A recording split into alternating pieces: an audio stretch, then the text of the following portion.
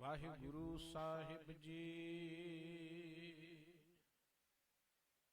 ਸਾਰੰਗ ਮਹਿਲਾ ਪੰਜਵਾਂ। ਵਾ ਅਵਸਰ ਕੈ ਹਉ ਭਲ ਜਾਈ, ਆਠ ਪਹਿਰ ਆਪਣਾ ਪ੍ਰਭ ਸਿਮਰਨ। ਵੱਡ ਭਾਗੀ ਹਰ ਪਾਈ, ਵਾ ਅਵਸਰ ਕੈ ਹਉ ਭਲ ਜਾਈ। ਆਠ ਪਹਿਰ ਆਪਣਾ ਪ੍ਰਭ ਸਿਮਰਨ, ਵੱਡ ਭਾਗੀ ਹਰ ਪਾਈ। ਰਹਾਉ। ਭਲੋ ਕਬੀਰ ਦਾਸ ਦਾਸਨ ਕੋ, ਉੱਤਮ ਸੈਨ ਜਨ ਨਾਈ। ਊਚ ਤੇ ਊਚ ਨਾਮ ਦਿਓ ਸਮਦਰਸੀ, ਰਵਿਦਾਸ ਠਾਕੁਰ ਬਣ ਆਈ। ਜਿਉ ਪਿੰਡ ਤਨ ਧਨ ਸਾਧਨ ਕਾ, ਇਹ ਮਨ ਸੰਤ ਰੇ ਨਾਈ। ਸੰਤ ਪ੍ਰਸਾਦ ਭਰਮ ਸਭ ਨਾਸੇ, ਨਾਨਕ ਮਿਲੇ ਗੁਸਾਈ। ਜਿਉ ਪਿੰਡ ਤਨ ਧਨ ਸਾਧਨ ਕਾ, ਇਹ ਮਨ ਸੰਤ ਰੇ ਨਾਈ। ਸੰਤ ਪ੍ਰਸਾਦ ਭਰਮ ਸਭ ਨਾਸੇ, ਨਾਨਕ ਮਿਲੇ ਗੁਸਾਈ। ਵਾਹਿਗੁਰੂ ਜੀ ਕਾ ਖਾਲਸਾ, ਵਾਹਿਗੁਰੂ ਜੀ ਕੀ ਫਤਿਹ। ਗਰੀਬ ਨਵਾਜ ਸਤਿਗੁਰੂ ਜੁਗੋ ਜੁਗ ਅਟਲ, ਜਹਰਾ ਜਹੂਰ ਅਤੇ ਹਾਜ਼ਰਾ ਹਜੂਰ ਸਤਿਗੁਰੂ। ਧੰਨ ਸ੍ਰੀ ਗੁਰੂ ਗ੍ਰੰਥ ਸਾਹਿਬ ਜੀ ਦੀ ਪਾਵਨ ਚਰਨ ਸਰਣ ਵਿੱਚ ਸੁਭਾਇਮਾਨ ਪਰਮ ਸਤਿਕਾਰਯੋਗ ਗੁਰੂ ਰੂਪ ਖਾਲਸਾ ਸਾਧ ਸੰਗਤ ਜੀਓ। ਪਰਮ ਪਿਤਾ ਵਾਹਿਗੁਰੂ ਜੀ ਦੀ ਬਖਸ਼ਿਸ਼ ਹੋਈ ਹੈ, ਅੰਮ੍ਰਿਤ ਵੇਲੇ ਗੁਰੂ ਕੇ ਦਰਸ਼ਨ ਦੀਦਾਰ ਕਰਨ ਦਾ ਅਤੇ ਗੁਰਬਾਣੀ ਕੀਰਤਨ ਸਰਵਣ ਕਰਨ ਦਾ ਸੁਭਾਗ ਪ੍ਰਾਪਤ ਹੋਇਆ ਹੈ। ਗੁਰੂ ਕੇ ਕੀਰਤਨੀਆਂ ਨੇ ਬੜੇ ਪਿਆਰ ਨਾਲ ਆਪ ਜੀ ਨੂੰ ਗੁਰਬਾਣੀ ਕੀਰਤਨ ਦੇ ਰਾਹੀਂ ਹਰਜਸ ਸਰਵਣ ਕਰਾਇਆ ਹੈ। ਧੰਨ ਸ੍ਰੀ ਗੁਰੂ ਗ੍ਰੰਥ ਸਾਹਿਬ ਜੀ ਦੀ ਪਵਿੱਤਰ ਬਾਣੀ ਦੀ ਵਿਚਾਰ ਹਰ ਰੋਜ਼ ਜੋ ਆਪ ਜੀ ਸਰਵਣ ਕਰਦੇ ਹੋ, ਉਸ ਦੇ ਨਾਲ ਸੰਬੰਧਿਤ ਇਹ ਪਾਵਨ ਪਵਿੱਤਰ ਮੁੱਖ ਵਾਕ ਸਾਰੰਗ ਰਾਗ ਵਿੱਚੋਂ ਆਪ ਜੀ ਸਰਵਣ ਕਰ ਰਹੇ ਸੀ। ਜ਼ਿੰਦਗੀ ਦਾ ਮਕਸਦ ਹੈ ਪ੍ਰਮਾਤਮਾ ਵਿੱਚ ਲਿਵਲੀਨ ਹੋਣਾ, ਅਭੇਦ ਹੋਣਾ। ਉਸ ਪ੍ਰਮਾਤਮਾ ਵਿੱਚ ਅਭੇਦ ਹੋਣ ਦੀ ਜੁਗਤ ਗੁਰਬਾਣੀ ਵਿੱਚ ਸਤਿਗੁਰੂ ਜੀ ਨੇ ਬਖਸ਼ਿਸ਼ ਕੀਤੀ ਹੈ, ਉਹ ਹੈ ਸਾਧ ਸੰਗਤ। ਗੁਰੂ ਅਰਜਨ ਦੇਵ ਜੀ ਮਹਾਰਾਜ ਦੇ ਸੁਖਮਨੀ ਸਾਹਿਬ ਜੀ ਵਿੱਚ ਬੜੇ ਪਿਆਰੇ ਬਚਨ ਨੇ। ਪਰਮਾਤਮਾ ਨੂੰ ਮਿਲਣ ਲਈ ਮਨੁੱਖ ਬਹੁਤ ਯਤਨ ਕਰ ਰਹੇ ਨੇ, ਕਰਦੇ ਰਹਿਣਗੇ। ਕੋਈ ਜਪ ਕਰਦਾ, ਕੋਈ ਹੱਠ ਕਰਦਾ, ਕੋਈ ਤੀਰਥ ਇਸ਼ਨਾਨ ਕਰਦਾ, ਕੋਈ ਪਾਠ ਕਰਦਾ, ਪੂਜਾ ਕਰਦਾ। ਸਤਿਗੁਰੂ ਜੀ ਕਹਿੰਦੇ ਇਹ ਸਾਰੇ ਯਤਨ ਕਰਦੇ ਆ, ਮਨੁੱਖ ਬੰਧਨਾਂ ਤੋਂ ਮੁਕਤ ਨਹੀਂ ਹੋ ਸਕਦਾ, ਸਗੋਂ ਹੋਰ ਬੰਧਨ ਵੱਧਦੇ ਚਲੇ ਜਾਂਦੇ ਨੇ। ਗੁਰੂ ਕਾ ਪਵਿੱਤਰ ਮੁਖ ਵਾਕ ਹੈ, ਪਾਠ ਪੜਿਓ ਅਰ ਵੇਦ ਵਿਚਾਰਿਓ, ਨਿਵਲ ਪਿਓ ਅੰਗਮ ਸਾਧੇ। ਪੰਚ ਜਨਾ ਸਿਓ ਸੰਗ ਨਾ ਛੁਟਕਿਓ, ਅਦਕ ਅਹੰ ਬੁੱਧ ਬਾਧੇ। ਪਿਆਰੇ ਇਨ ਬਿਦ ਮਿਲਨ ਨਾ ਜਾਈ, ਮੈਂ ਕੀਏ ਕਰਮ ਅਨੇਕਾ। ਸਤਿਗੁਰੂ ਜੀ ਕਹਿੰਦੇ ਭਾਈ ਇਹਨਾਂ ਵਿਧੀਆਂ ਨਾ ਹੀ ਕਿ ਮੈਂ ਇੰਨੇ ਪਾਠ ਕਰ ਲਵਾਂਗਾ, ਇੰਨੇ ਜਪ ਕਰ ਲਵਾਂਗਾ, ਤਪ ਕਰ ਲਵਾਂਗਾ, ਤੀਰਥ ਇਸ਼ਨਾਨ ਕਰ ਲਵਾਂਗਾ, ਇਨ ਬਿਦ ਮਿਲ ਨਾ ਜਾਈ।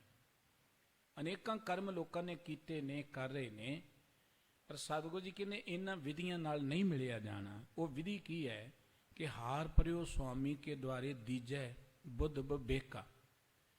ਪਰਮਾਤਮਾ ਨੂੰ ਮਿਲਣ ਦੇ ਲਈ ਕੁਛ ਸਾਡੀ ਸੁਰਤ ਦਾ ਲੈਵਲ ਹੁੰਦਾ ਹੈ, ਇਵੇਂ ਕਹਿ ਲਓ ਕੋ ਅਕਲ ਹੁੰਦੀ ਹੈ। ਪਰਮਾਤਮਾ ਨੂੰ ਮਿਲਣ ਦੇ ਲਈ ਗਿਆਨ ਦੀ ਲੋੜ ਹੈ, ਸੋਝੀ ਦੀ ਲੋੜ ਹੈ। ਜਦੋਂ ਗੁਰੂ ਚਰਨਾਂ 'ਚ ਅਰਦਾਸ ਕੀਤੀ ਨਾ, ਸਤਿਗੁਰੂ ਜੀ ਨੇ ਗੁਰਾਹ ਇੱਕ ਜੇ ਬੁਝਾਈ कि सतगुरु जी सानू एक समझ दे दिओ, ज्ञान दे दिओ, सोझी दे दिओ कि वो जिहड़ा परमात्मा सारिਆਂ ਦਾ ਦਾਤਾ ਉਹ ਸਾਨੂੰ कदी भुੱਲੇ ना। ਤੇ ਸਤਿਗੁਰੂ ਜੀ ਕਹਿੰਦੇ परमात्मा ਨੂੰ ਮਿਲਣਾ ਤੇ ਇੱਥੇ ਵਿਵੇਕ ਮਤ ਦੀ ਲੋੜ ਹੈ। ਵਿਵੇਕ ਮਤ ਦਾ ਅਰਥ ਹੁੰਦਾ ਗਿਆਨ ਵਾਲੀ ਮਤ। ਉਹ ਵਿਵੇਕ ਮਤ ਤੀਰਥਾਂ ਤੇ ਬੈਠ ਕੇ ਨਹੀਂ ਮਿਲੇਗੀ, ਉਹ ਵਿਵੇਕ ਮਤ ਕਿਤੇ ਜੰਗਲਾਂ 'ਚ ਬੈਠ ਕੇ ਨਹੀਂ ਮਿਲੇਗੀ, ਉਹ ਵਿਵੇਕ ਮਤ ਸਰੀਰ ਨੂੰ ਕਸ਼ਟ ਦਿੱਤੇ ਆ, ਭੁੱਖੇ ਰਿਹਾ, ਨੰਗੇ ਪੈਰੀ ਰਿਹਾ ਨਹੀਂ ਮਿਲੇਗੀ। ਉਹ ਮਿਲਣ ਦਾ ਤਰੀਕਾ ਸਤਿਗੁਰੂ ਜੀ ਨੇ ਕੋਈ ਦੱਸਿਆ, ਹਰ ਕੀਰਤ ਸਾਧ ਸੰਗਤ ਹੈ, ਸਿਰ ਕਰਮਨ ਕੇ ਕਰਮ। ਸਤ ਸੰਗਤ ਕਰਨੀ ਤੇ ਵਾਹਿਗੁਰੂ ਜੀ ਦੀ ਕੀਰਤੀ ਕਰਨੀ, ਵਾਹਿਗੁਰੂ ਜੀ ਦੇ ਗੁਣ ਗਾਉਣੇ, ਵਾਹਿਗੁਰੂ ਜੀ ਦੀ ਸਿਫਤ ਸਲਾਹ ਕਰਨੀ, ਸਾਰੇ ਕਰਮਾਂ ਤੋਂ ਉੱਤਮ ਕਰਮ ਹੈ। ਪਰ ਸਤਿਗੁਰੂ ਜੀ ਕਹਿੰਦੇ ਕਉ ਨਾਨਕ ਤਿਸ ਭਇਓ ਪ੍ਰਾਪਤ ਜਿਸ ਪੁਰਬ ਲਿਖੇ ਕਾ ਲੈਣਾ। ਇਹ ਸਤ ਸੰਗਤ ਦੀ ਦਾਤ ਮਿਲਦੀ ਉਹਨਾਂ ਨੂੰ ਜਿਨ੍ਹਾਂ ਦੇ ਵੱਡੇ ਭਾਗ ਹੋਣ। ਗੁਰਬਾਣੀ ਨੂੰ ਪੜੋਗੇ ਥਾਂ ਥਾਂ ਤੇ ਸਾਧ ਸੰਗਤ ਦੀ ਗੱਲ ਕੀ, ਸਾਧੂ ਸੰਗ ਪ੍ਰਾਪਤੇ ਦੀ ਗੱਲ ਕੀਤੀ ਹੈ। ਸੰਤ ਜਨਾਂ ਮਿਲ ਪਾਈਏ ਰਸਨਾ ਨਾਮ ਪਣਾ, ਸਤ ਸੰਗਤ ਵਿੱਚ ਆ ਕੇ ਪ੍ਰਮਾਤਮਾ ਦੇ ਨਾਮ ਨਾਲ ਜੁੜਨ ਦੀ ਗੱਲ ਕੀਤੀ ਹੈ। ਉਹ ਸਤ ਸੰਗਤ ਦਾ ਅਰਥ ਹੈ ਜਿੱਥੇ ਸਤ ਦੀ ਵਿਚਾਰ ਹੋਏ। ਸੰਤ ਦਾ ਅਰਥ ਹੈ ਜਿਹੜਾ ਸਤ ਵਿੱਚ ਲਿਵਲੀਨ ਹੋ ਗਿਆ ਹੋਵੇ। ਕਿਉਂਕਿ ਅਸੀਂ ਜੇ ਜ਼ਿੰਦਗੀ ਅੰਦਰ ਕੁਝ ਪ੍ਰਾਪਤ ਕਰਨਾ ਹੈ ਤੇ ਜਿਨ੍ਹਾਂ ਲੋਕਾਂ ਨੇ ਪ੍ਰਾਪਤ ਕਰ ਲਿਆ ਹੈ, ਸਾਨੂੰ ਉਹਨਾਂ ਦੇ ਪਦ ਚਿੰਨ੍ਹਾਂ ਤੇ ਚੱਲਣਾ ਪਏਗਾ। ਸਾਨੂੰ ਉਹਨਾਂ ਦੀ ਸੰਗਤ 'ਚ ਬੈਠ ਕੇ ਉਹਨਾਂ ਦੀ ਗੱਲਬਾਤ ਸੁਣਨੀ ਪਏਗੀ, ਉਸ ਗੱਲਬਾਤ ਅਨੁਸਾਰ ਸਾਨੂੰ ਜ਼ਿੰਦਗੀ ਬਣਾਉਣੀ ਪਏਗੀ। ਪਰਮਾਤਮਾ 'ਚ ਪਹੁੰਚੇ ਹੈ ਗੁਰੂ, ਪਰਮਾਤਮਾ 'ਚ ਪਹੁੰਚੇ ਹੈ ਸੰਤ। ਸੰਤ ਸਤਿਗੁਰੂ ਜੀ ਨੇ ਕਿਸੇ ਭੇਖ ਨੂੰ ਨਹੀਂ ਕਿਹਾ ਕਿ ਤੁਸੀਂ ਕੱਪੜਿਆਂ ਤੋਂ ਅੰਦਾਜ਼ਾ ਲਗਾ ਲਓ ਇਹ ਬੜਾ ਤਗੜਾ ਸੰਤ ਹੈ। ਸਤਿਗੁਰੂ ਜੀ ਨੇ ਇਸ ਗੱਲ ਤੋਂ ਬਚਣ ਦੇ ਲਈ ਬੜੀਆਂ ਉਦਾਹਰਣਾਂ ਦਿੱਤੀਆਂ ਗੁਰਬਾਣੀ 'ਚ। ਬਗਲੇ ਦੀ ਉਦਾਹਰਣ ਦਿੱਤੀ ਕਿ ਉਹ ਵੀ ਚਿੱਟਾ ਹੁੰਦਾ ਹੈ, ਹੰਸ ਵੀ ਚਿੱਟਾ ਹੁੰਦਾ ਹੈ, ਪਰ ਉਹ ਬਗਲਾ ਹੰਸ ਥੋੜ੍ਹਾ ਬਣ ਸਕਦਾ। ਸਤਿਗੁਰੂ ਜੀ ਨੇ ਕਹਿਣ ਦੀ ਉਦਾਹਰਣ ਦਿੱਤੀ, ਉਹ ਬੜਾ ਚਮਕਦਾ ਹੈ ਪਰ ਅੰਦਰੋਂ ਤੇ ਕਾਲਾ ਹੀ ਹੁੰਦਾ ਹੈ। ਸਤਿਗੁਰੂ ਜੀ ਨੇ ਹੋਰ ਬੜੀਆਂ ਉਦਾਹਰਣਾਂ ਦਿੱਤੀਆਂ ਨੇ ਤਾਂ ਕਿ ਅਸੀਂ ਇਸ ਠੱਗੀ ਤੋਂ ਬਚ ਸਕੀਏ। ਕਿਉਂਕਿ ਬੰਦਾ ਦੁਨਿਆਵੀ ਤੌਰ ਤੇ ਬੜਾ ਅਲਰਟ ਰਹਿੰਦਾ, ਪਰ ਸਭ ਤੋਂ ਜ਼ਿਆਦਾ ਠੱਗਿਆ ਜਾਂਦਾ ਧਰਮ ਦੀ ਦੁਨੀਆ ਦੇ ਅੰਦਰ। ਪਖੰਡ ਬੜਾ ਹੈ, ਅਡੰਬਰ ਬਣਾ ਧਰਮ ਦੀ ਦੁਨੀਆ ਦੇ ਅੰਦਰ। ਸਤਿਗੁਰੂ ਜੀ ਨੇ ਜਦੋਂ ਵੀ ਸੰਤ ਦੀ ਜਾਂ ਸੰਤ ਜਨਾਂ ਦੀ ਗੱਲ ਕੀਤੀ ਹੈ, ਜ਼ਿਆਦਾਤਰ ਸੰਤ ਗੁਰੂ ਨੂੰ ਕਿਹਾ ਹੈ ਜਾਂ ਗੁਰੂ ਰਾਹੀਂ ਪ੍ਰਮਾਤਮਾ ਦਾ ਨਾਮ ਜਪਣ ਵਾਲਿਆਂ ਨੂੰ, ਪ੍ਰਮਾਤਮਾ ਦੇ ਪਿਆਰ 'ਚ ਜੁੜਿਆ ਹੋਇਆਂ ਨੂੰ ਕਿਹਾ ਹੈ। ਹੁਣ ਜਿਹੜੇ ਪ੍ਰਮਾਤਮਾ ਦੇ ਪਿਆਰ 'ਚ ਜੁੜੇ ਨੇ ਉਹਨਾਂ ਦਾ ਸਾਨੂੰ ਪਤਾ ਕਿਵੇਂ ਲੱਗੇ? ਕੀ ਉਹਨਾਂ ਦੇ ਕੱਪੜਿਆਂ ਤੋਂ ਪਤਾ ਲੱਗੇਗਾ? ਉਹਨਾਂ ਦਾ ਪਤਾ ਸਾਨੂੰ ਲੱਗੇਗਾ ਉਹਨਾਂ ਦੇ ਵਿਹਾਰ ਤੋਂ, ਉਹਨਾਂ ਦੀ ਵਿਚਾਰ ਤੋਂ, ਕਿ ਉਹਨਾਂ ਦੀ ਜ਼ਿੰਦਗੀ ਦਾ ਕਿਰਦਾਰ ਕਿਹੋ ਜਿਹਾ, ਉਹਨਾਂ ਦਾ ਵਿਹਾਰ ਕਿਹੋ ਜਿਹਾ। ਤੇ ਜੇ ਅਸੀਂ ਵਿਹਾਰ ਹੀ ਦੇਖਣਾ ਹੈ ਤੇ ਗੁਰਬਾਣੀ ਤੋਂ ਵੱਡਾ ਸੰਤ ਕੋਈ ਨਹੀਂ ਹੈ। ਕਿਉਂਕਿ ਮਹਾਂਪੁਰਖ ਕੋਈ ਬਚਨ ਕਹਿਣਗੇ ਅਸੀਂ ਉਹ ਮੰਨਾਂਗੇ, ਅਸੀਂ ਪ੍ਰਮਾਤਮਾ ਨਾਲ ਜੁੜ ਜਾਵਾਂਗੇ। ਤੇ ਗੁਰੂ ਗ੍ਰੰਥ ਸਾਹਿਬ ਜੀ ਨੇ ਜੋ ਬਚਨ ਕਹੇ ਨੇ, ਇਹਦੋਂ ਮਹਾਨ ਬਚਨ ਕੋਈ ਨਹੀਂ ਸਕਦਾ। ਔਰ ਜਦੋਂ ਅਸੀਂ ਗੁਰੂ ਕੇ ਬਚਨਾਂ ਨਾਲ ਜੁੜ ਗਏ ਨਾ, ਇੱਕ ਰਾਜੇ ਨੇ ਜਗਿਆਸਾ ਪ੍ਰਗਟ ਕੀਤੀ ਕਿ ਮੈਂ ਹੰਸ ਦੇਖਣੇ ਨੇ, ਹੰਸ। ਤੇ ਇੱਕ ਵਜ਼ੀਰ ਕਹਿਣ ਲੱਗਾ ਹੰਸ ਇੱਦਾਂ ਤਾਂ ਨਹੀਂ ਮਿਲਣੇ, ਜੇ ਹੰਸਾਂ ਨੂੰ ਤੂੰ ਲੱਭਣ ਜਾਏਗਾ ਨਹੀਂ ਮਿਲਣੇ। ਹੰਸਾਂ ਨੂੰ ਪ੍ਰਾਪਤ ਕਰਨ ਦੀ ਜੁਗਤ ਇਹ ਹੈ ਕਿ ਪੰਛੀਆਂ ਦੀ ਸੇਵਾ ਕਰੋ, ਪੰਛੀਆਂ ਨੂੰ ਦਾਣਾ ਪਾਓ। ਉਹਨੇ ਦਾਣਾ ਪਾਉਣਾ ਸ਼ੁਰੂ ਕੀਤਾ। ਪਹਿਲੇ ਦਿਨ ਥੋੜ੍ਹੇ ਪੰਛੀ ਆਏ, ਜਿਉਂ-ਜਿਉਂ ਪਾਉਂਦਾ ਪੰਛੀ ਵੱਧਦੇ ਗਏ, ਉਹਨਾਂ ਦੀਆਂ ਕਿਸਮਾਂ ਵੱਧਦੀਆਂ ਗਈਆਂ। ਕਰਦੇ ਕਰਾਉਂਦੇ ਇੱਕ ਦਿਨ ਹੰਸ ਵੀ ਆ ਗਏ, ਪਰ ਹੰਸ ਉਹ ਦਾਣੇ ਚੁਗਦੇ ਨਹੀਂ ਹੈ। ਉਹਨਾਂ ਅੱਗੇ ਮੋਤੀ ਪਾਏ, ਉਹਨਾਂ ਮੋਤੀ ਖਾਦੇ, ਨਿਗਲ ਦਿੱਤੇ, ਉੱਡ ਕੇ ਚਲੇ ਗਏ। ਮਹਾਂਪੁਰਖ ਇਹ ਗਾਥਾ ਸੁਣਾਉਂਦੇ ਨੇ ਕਿ ਜੇ ਤੁਸੀਂ ਕਹੋ ਕਿ ਸੰਤ ਲੱਭ ਲਈਏ, ਇੱਦਾਂ ਸੰਤ ਨਹੀਂ ਲੱਭਣੇ, ਇੱਦਾਂ ਤਾਂ ਅਸੀਂ ਠੱਗਾਂ ਦੇ ਢੇਰ ਚੜ੍ਹ ਜਾਵਾਂਗੇ। ਸੰਤ ਨੂੰ ਪ੍ਰਾਪਤ ਕਰਨ ਦੀ ਯੁਗਤ ਇਹ ਹੈ ਕਿ ਆਪਾਂ ਗੁਰੂ ਕੀ ਬਾਣੀ ਨਾਲ ਜੁੜੀਏ। ਗੁਰੂ ਕੀ ਬਾਣੀ ਰਾਹੀਂ ਸਾਨੂੰ ਵਿਵੇਕ ਮਤ ਮਿਲੇਗੀ। ਗੁਰੂ ਕੀ ਬਾਣੀ ਰਾਹੀਂ ਸਾਨੂੰ ਇਹ ਵੀ ਪਤਾ ਲੱਗ ਜਾਏਗਾ ਸੰਤ ਕੌਣ ਹੈ।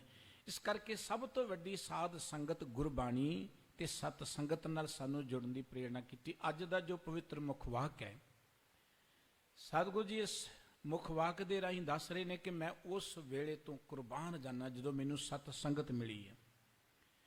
ਕਿਉਂਕਿ ਜਿੰਨਾ ਚਿਰ ਮਨੁੱਖ ਦੇ ਮਨ ਅੰਦਰ ਭਰਮ ਹੈ, ਜਿੰਨੇ ਮਰਜ਼ੀ ਧਾਰਮਿਕ ਕਰਮ ਕਰੀ ਜਾਏ, ਉਹ ਕਦੀ ਪਰਮਾਤਮਾ ਤੱਕ ਪਹੁੰਚ ਨਹੀਂ ਸਕਦਾ। ਭਰਮ ਹੀ ਤੇ ਵਿੱਚ ਦੀਵਾਰ ਹੈ। ਭਰਮ ਦਾ ਅਰਥ ਅਗਿਆਨਤਾ, ਭਰਮ ਦਾ ਅਰਥ ਹੈ ਰੱਬ ਤੋਂ ਬਿਨਾਂ ਹੋਰ ਕਿਸੇ ਪਾਸੇ ਜੁੜ ਜਾਣਾ।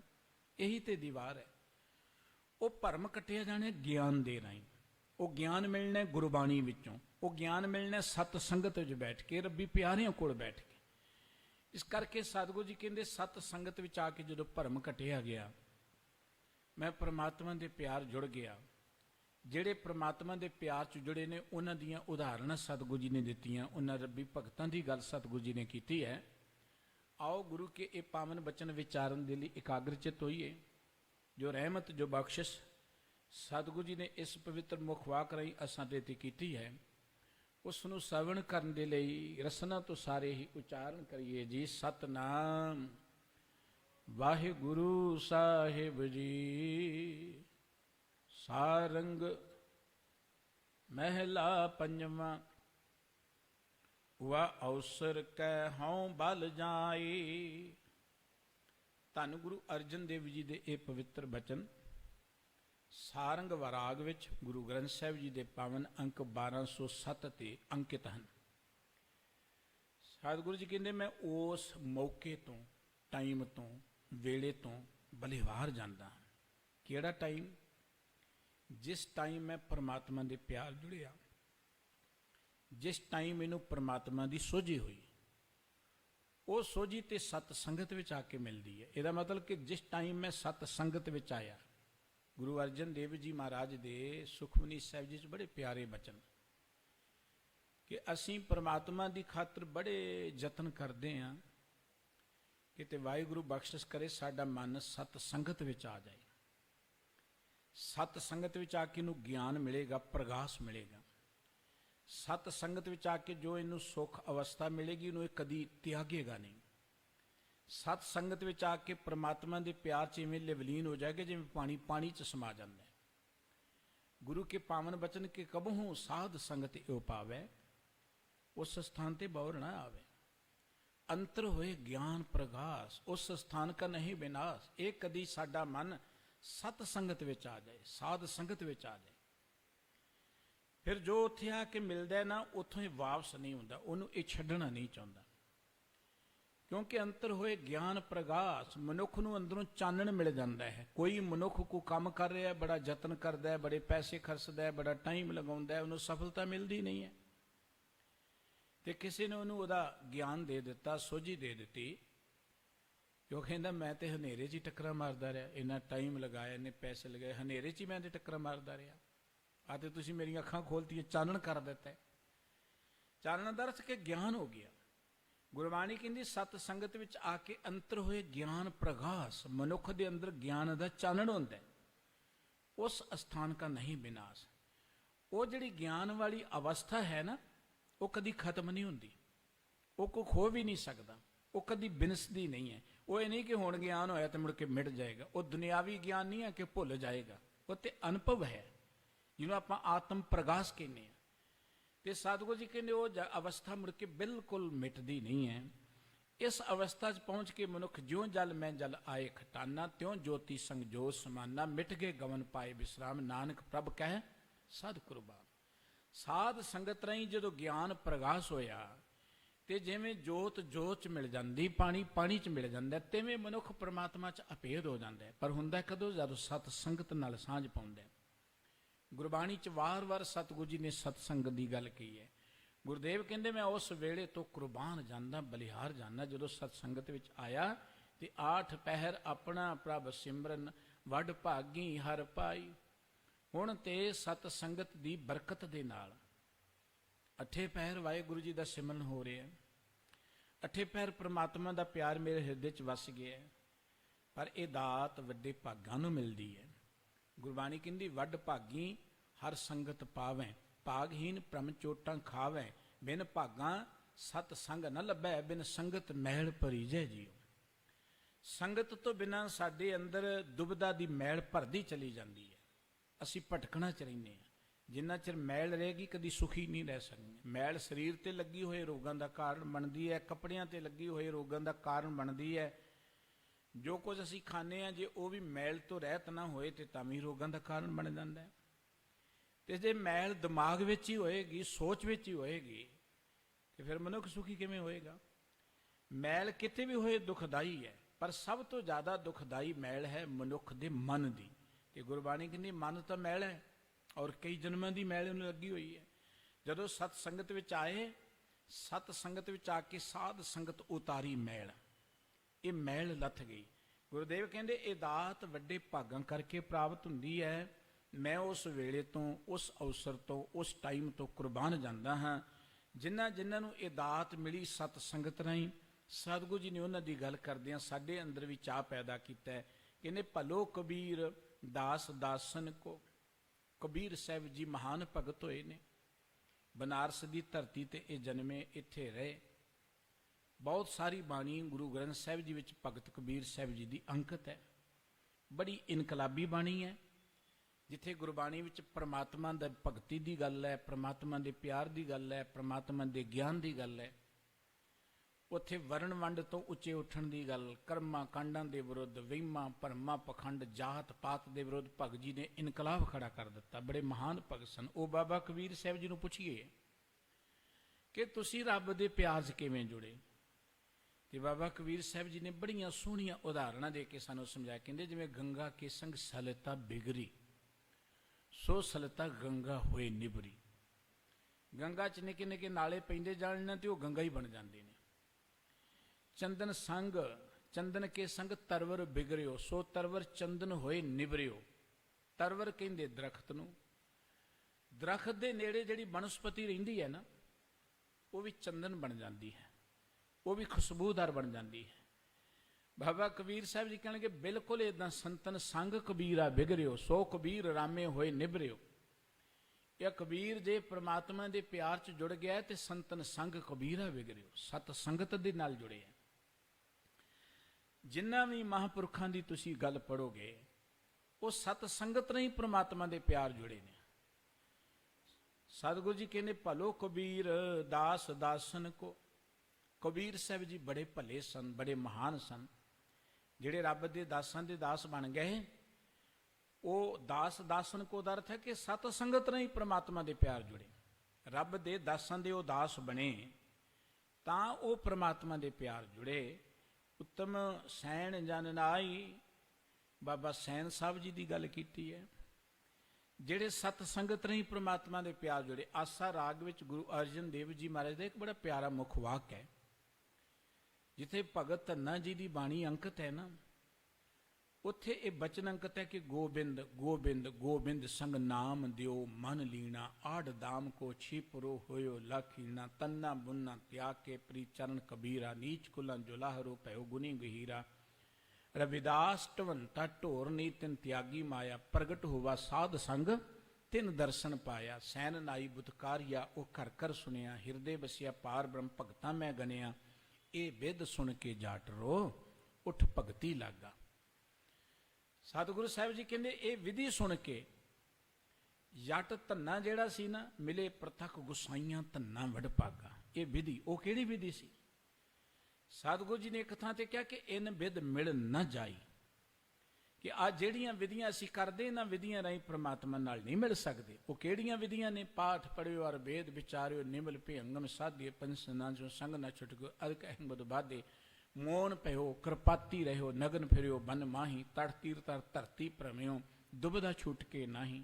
ਭਾਵੇਂ ਮੋਨੀ ਬਣ ਜਾਓ, ਤੀਰਥਾਂ ਦੇ ਚੱਲ ਜਾਓ, ਜੰਗਲਾਂ 'ਚ ਬੈਠ ਜਾਓ, ਭਾਵੇਂ ਹੱਥ ਤੇ ਰੋਟੀ ਖਾਣੀ ਸ਼ੁਰੂ ਕਰ ਦਿਓ, ਕਿਉਂ ਕੋਈ ਕਹਿੰਦਾ ਮੈਂ ਲੋਹੇ ਦੇ ਬਰਤਨ 'ਚ ਖਾਣੀ ਹੈ, ਕੋਈ ਕਹਿੰਦਾ ਮੈਂ ਪੱਤਿਆਂ ਤੇ ਖਾਣੀ, ਭਾਵੇਂ ਹੱਥ ਤੇ ਖਾਣੀ ਸ਼ੁਰੂ ਕਰ ਦਿਓ, ਜੋ ਕੁਝ ਮਰਜ਼ੀ ਕਰ ਲਓ, ਇਨ ਬਿਧ ਮਿਲ ਨਾ ਜਾਈ।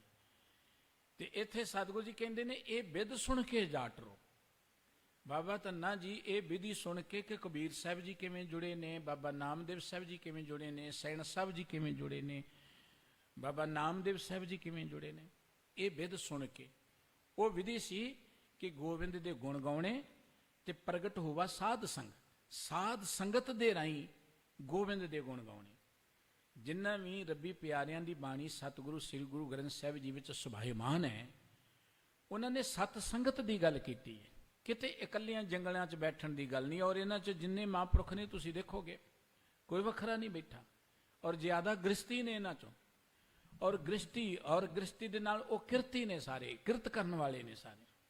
ਕਿਉਂਕਿ ਸਾਡੇ ਮੁਲਕ ਦੇ ਅੰਦਰ ਇੱਕ ਸੋਚ ਪ੍ਰਚਾਰੀ ਗਈ ਕਿ ਗ੍ਰਸਤੀ ਬੰਦਾ ਜੀ ਰੱਬ ਨੂੰ ਨਹੀਂ ਮਿਲ ਸਕਦਾ, ਕਿਰਤੀ ਬੰਦਾ ਰੱਬ ਨੂੰ ਨਹੀਂ ਮਿਲ ਸਕਦਾ। ਇਹ ਕਿਰਤ ਜਿਹੜੀ ਇਹ ਕੋਈ ਭਾਰ ਹੈ ਸਾਡੇ ਤੇ, ਇਹ ਬਿਲਕੁਲ ਅਗਿਆਨਤਾ ਦੀਆਂ ਗੱਲਾਂ ਸੀ। ਰੱਬ ਕਿਰਤੀ ਹੈ, ਰੱਬ ਦੇ ਨਾਂ ਤੇ ਜੇ ਅਸੀਂ ਕਿਰਤੀ ਹੋਵਾਂਗੇ ਤੇ ਅਸੀਂ ਕਿਵੇਂ ਭਾਰ ਬਣ ਜਾਏਗੀ ਕਿਰਤ। ਰੱਬ ਦੇਖੋ ਕਿੱਡੇ ਵੱਡੇ ਜਗਤ ਨੂੰ ਚਲਾ ਰਿਹਾ ਹੈ, ਕਿੰਨੇ ਜੀਵਾਂ ਦੀ ਸੰਭਾਲ ਕਰ ਰਿਹਾ ਹੈ।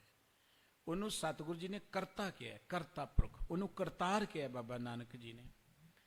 ਪਰਮਾਤਮਾ ਕਿਰਤੀ ਹੈ ਤੇ ਪਰਮਾਤਮਾ ਦਾ ਮਨੁੱਖ ਵੀ ਕਿਰਤੀ ਹੋਣਾ ਚਾਹੀਦਾ। ਪਰਮਾਤਮਾ ਨੇ ਵਿਹਲੜਾਂ ਨੂੰ ਕਿਤੇ ਥਾਂ ਨਹੀਂ ਦਿੱਤੀ, ਔਰ ਗੁਰਬਾਣੀ 'ਚ ਤਾਂ ਸਤਿਗੁਰੂ ਜੀ ਨੇ ਵਿਹਲੜਾਂ ਦੇ ਵਿਰੁੱਧ ਬੜੀਆਂ ਗੱਲਾਂ ਕੀਤੀਆਂ। ਕਹਿਣ ਲੱਗੇ ਗੁਰ ਪੀਰ ਸਦਾਏ ਫਿਰ ਮੰਗਣ ਜਾਏ ਤਾਂ ਕਿ ਮੂਲ ਨਾ ਲੱਗੀਏ ਪਾਏ। ਜਿਹੜਾ ਅਖਵਾਏ ਗੁਰੂ ਪੀਰ ਤੇ ਰੋਟੀ ਆਪ ਨਾ ਕਮਾ ਸਕੇ, ਦੂਜਿਆਂ ਕੋਲੋਂ ਮੰਗ ਕੇ ਖਾਏ, ਬਿਲਕੁਲ ਉਹਦੇ ਮਗਰ ਨਹੀਂ ਲੱਗਣਾ। ਇਹ ਤੇ ਘਾਲ ਖਾਏ ਕਿ ਛੱਥੋਂ ਦੇ ਨਾਨਕ ਰਹਾ ਪਛਾਣੇ ਸੀ। ਜਿਹੜੇ ਘਾਲਣਾ ਕਰਕੇ ਸਗੋਂ ਕੁਝ ਦੂਜੇ ਨੂੰ ਦਿੰਦੇ ਨੇ, ਉਹ ਰੱਬ ਦੇ ਰਸਤੇ ਨੂੰ ਲੱਭ ਲੈਂਦੇ ਨੇ, ਰੱਬ ਦੇ ਰਸਤੇ ਨੂੰ ਜਾਣ ਲੈਂਦੇ ਨੇ।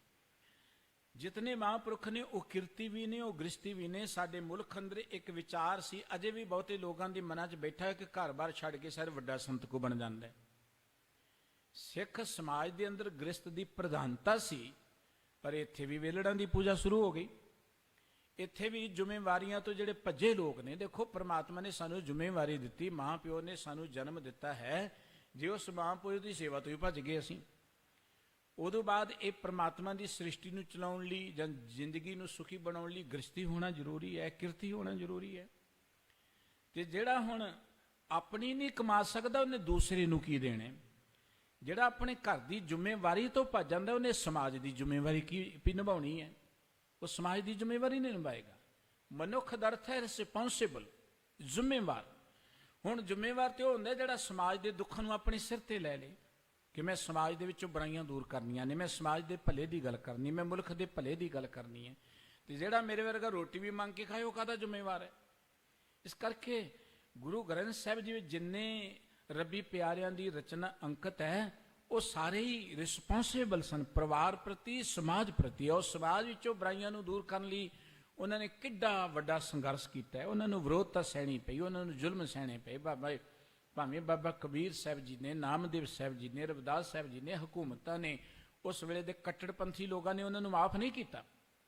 ਉਹਨਾਂ ਦੇ ਵਿਰੁੱਧ ਬੜੇ ਉਹਨਾਂ ਨੇ ષਡਯੰਤਰ ਰਚੇ, ਉਹਨਾਂ ਨੂੰ ਸਜ਼ਾਵਾਂ ਦੇਣ ਦਾ ਯਤਨ ਕੀਤਾ। ਔਰ ਇਹ ਬਚਨ ਗੁਰੂ ਗ੍ਰੰਥ ਸਾਹਿਬ ਜੀ ਵਿੱਚ ਅੰਕਿਤ ਨੇ ਕਿ ਨਾਮਦੇਵ ਜੀ ਨੂੰ ਹਾਥੀ ਮੂਰੇ ਬੰਨ੍ਹ ਕੇ ਸੁੱਟਿਆ ਗਿਆ। ਕਬੀਰ ਸਾਹਿਬ ਜੀ ਦੇ ਉੱਪਰ ਵੀ ਉਹਨਾਂ ਨੇ ਤਸੱਦਦ ਕੀਤਾ।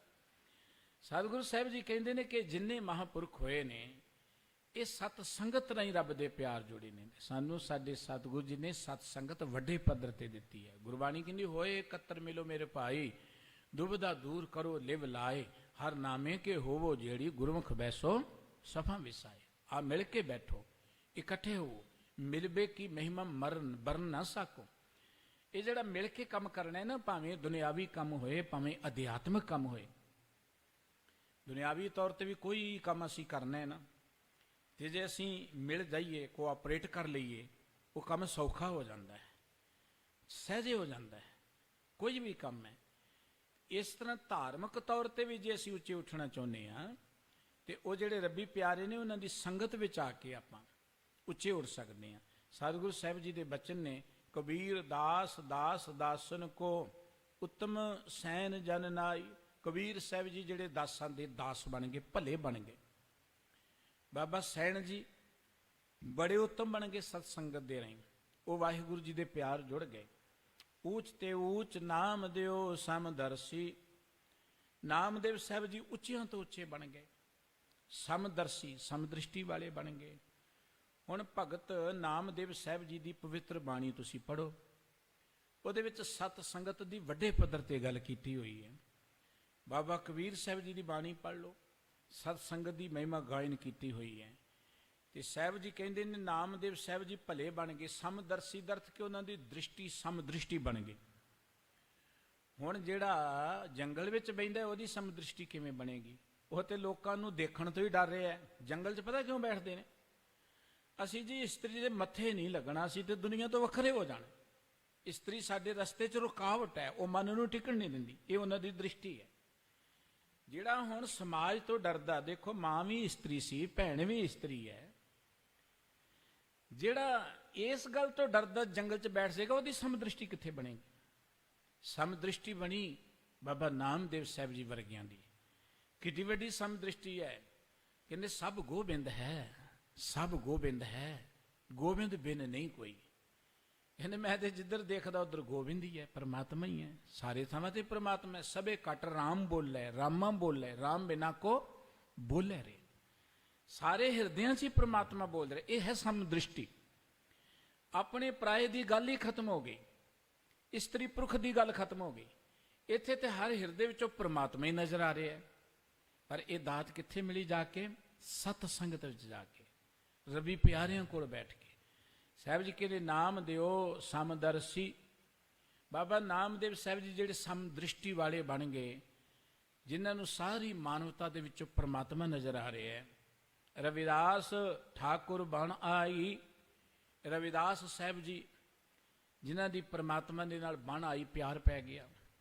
ਕਿੱਡਾ ਵੱਡਾ ਪਿਆਰ ਹੈ ਬਾਬਾ ਰਵਿਦਾਸ ਸਾਹਿਬ ਜੀ ਦਾ। ਸਾਚੀ ਪ੍ਰੀਤ ਹਮ ਤੁਮ ਸਿਓ ਜੋਰੀ, ਤੁਮ ਸਿਓ ਜੋਰ ਅਵਰ ਸੰਗ ਜੋਰੀ। ਜੋ ਤੁਮ ਗਿਰਵਰ ਤੋ ਹਮ ਮੋਰਾ, ਜੋ ਤੋ ਚੰਤ ਹਮ ਪਏ ਹੈ ਚਕੋਰਾ। ਪਰਮਾਤਮਾ ਜੀ ਜੇ ਤੁਸੀਂ ਬਦਲੋ ਤੇ ਮੈਂ ਮੋਰ ਬਣ ਕੇ ਨੱਚ ਰਿਹਾ, ਜੇ ਤੁਸੀਂ ਚੰਦਰਮਾ ਹੋ ਤੇ ਮੈਂ ਚਕੋਰ ਬਣ ਕੇ ਤੁਹਾਡੇ ਪਿਆਰ ਜੁੜਿਆ ਹਾਂ, ਜੇ ਤੁਸੀਂ ਤੀਰਥ ਹੋ ਤੇ ਮੈਂ ਯਾਤਰੀ ਬਣ ਕੇ ਤੁਰਿਆ ਫਿਰਦਾ। ਹੇ ਪ੍ਰਮਾਤਮਾ ਮੈਂ ਤੁਹਾਡੇ ਨਾਲੋਂ ਪਿਆਰ ਨਹੀਂ ਕਦੀ ਤੋੜਾਂਗਾ, ਤੁਸੀਂ ਮੈਨੂੰ ਦੂਰ ਨਾ ਕਰਨਾ। ਇਹ ਪਿਆਰ ਹੈ ਭਗਤ ਨਾਮਦੇਵ ਜੀ ਦਾ। ਉਹਨਾਂ ਦੇ ਪਵਿੱਤਰ ਬਾਬਾ ਰਵਿਦਾਸ ਸਾਹਿਬ ਜੀ ਦੀ ਜਿੰਨੀ ਬਾਣੀ ਪੜੋ, ਪਰਮਾਤਮਾ ਦਾ ਪਿਆਰ ਉਹਨਾਂ ਦੇ ਅੰਦਰ ਕੁੱਟ-ਕੁੱਟ ਕੇ ਭਰਿਆ ਹੋਇਆ ਹੈ। ਔਰ ਇੰਨਾ ਪਿਆਰ ਹੈ ਹਰ ਵੇਲੇ ਆਪਣੀ ਕਿਰਤ ਕਰਦੇ ਵੀ ਰੱਬ ਦੇ ਗੁਣ ਗਾਉਂਦੇ ਰਹਿੰਦੇ ਨੇ।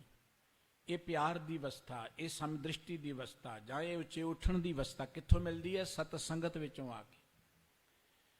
ਸਤਿਗੁਰੂ ਜੀ ਦੀ ਬਾਣੀ ਕਹਿੰਦੀ ਜਦੋਂ ਸਤ ਸੰਗਤ ਵਿੱਚ ਆਵਾਂਗੇ ਫਿਰ ਨਾ ਕੋ ਬੈਰੀ ਨਹੀਂ ਬੇਗਾਨਾ, ਸਗਲ ਸੰਗ ਹਮ ਕੋ ਬਨ ਆਈ। ਕੋਈ ਵੈਰੀ ਨਹੀਂ ਹੈ, ਕੋਈ ਬੇਗਾਨਾ ਨਹੀਂ ਹੈ, ਸਾਰੀ ਦੁਨੀਆ ਸਾਡੀ ਆਪਣੀ ਹੈ। ਤੇ ਗੁਰੂ ਬਾਬਾ ਜੀ ਕਹਿੰਦੇ ਕਿ ਬਾਬਾ ਕਬੀਰ ਸਾਹਿਬ ਜੀ, ਬਾਬਾ ਸੈਣ ਜੀ, ਬਾਬਾ ਨਾਮਦੇਵ ਸਾਹਿਬ ਜੀ, ਬਾਬਾ ਰਵਿਦਾਸ ਸਾਹਿਬ ਜੀ ਜਿਹੜੇ ਮਹਾਨ ਹੋਏ ਨੇ, ਜਿਨ੍ਹਾਂ ਦੀ ਸਮਦ੍ਰਿਸ਼ਟੀ ਸੀ, ਜਿਨ੍ਹਾਂ ਦੀ ਪ੍ਰਮਾਤਮਾ ਨਾਲ ਪ੍ਰੀਤ ਬਣੀ ਸੀ, ਜਿਹੜੇ ਉੱਤਮ ਹੋ ਗਏ ਸਨ, ਉਹ ਬਣੇ ਸਤ ਸੰਗਤ ਦੇ ਰਾਹੀਂ। ਤੇ ਗੁਰਦੇਵ ਜੀ ਕਹਿੰਦੇ ਜਿਸ ਸਤ ਸੰਗਤ ਦੇ ਰਾਹੀਂ ਮੈਂ ਇੰਨਾ ਮਹਾਨ ਬਣ ਸਕਦਾ ਹਾਂ, ਜਾਂ ਲੋਕ ਬਣੇ ਨੇ, ਜਿਉ ਪਿੰਡ ਤਨ ਧਨ ਸਾਧਨ ਕਾ, ਇਹ ਮਨ ਸੰਤਨ ਰੇ ਨਾਈ।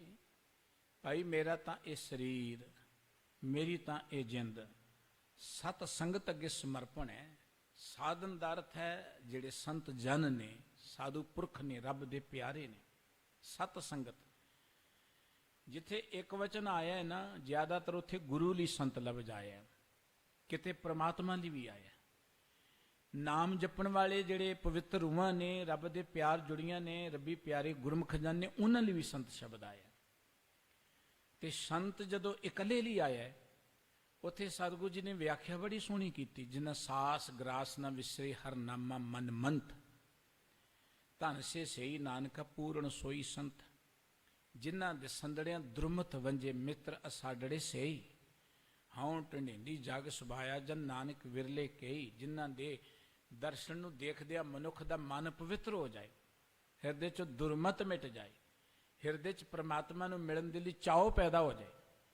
ਸਤਿਗੁਰੂ ਜੀ ਕਹਿੰਦੇ ਉਹ ਸਾਡੇ ਮਿੱਤਰ ਨੇ।